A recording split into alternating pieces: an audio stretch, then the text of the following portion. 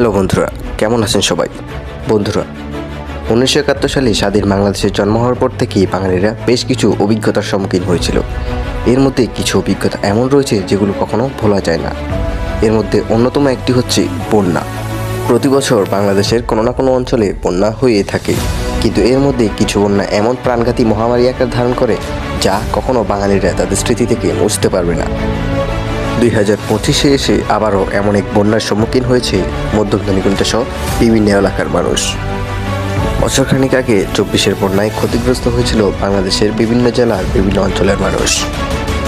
যখনই মানুষ 24-এর বন্যার ক্ষয়ক্ষতি কাটিয়ে নতুন করে বাঁচার স্বপ্ন দেখছে, তখনই নতুনভাবে রুদ্ররূপে দেখা দিচ্ছে 25-এর বন্যা।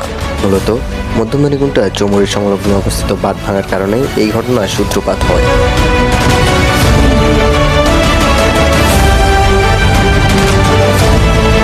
বাঁধ ভাঙার পর পানির বিশাল জলস্রোতে প্রথমেই ধাক্কা সহ্য করতে না পারে বেশ কিছু দোকান ভেঙে যায়। আকস্মিকভাবে পানির আগমন এবং কোনোরূপ পূর্ব প্রস্তুতি না থাকায় দোকানিদের সর্বস্ব চলে যায় বন্যার পানির স্রোতের সাথে। 24-এর বন্যায় পানির পরিমাণ বিপুল হলেও তা 25-এর বন্যার মতো এতটা প্রাণঘাতী ভয়ঙ্কর হয়ে ওঠেনি। ভয়ঙ্কর প্রাণঘাতী স্রোতযুক্ত এই দীর্ঘস্থায়ী বন্যা প্রায় 3 দিন স্থায়ী ছিল। ভয়ঙ্কর এই বন্যার কারণে রাস্তাঘাট এবং বসতবাড়ির ব্যাপক ক্ষতি হয়।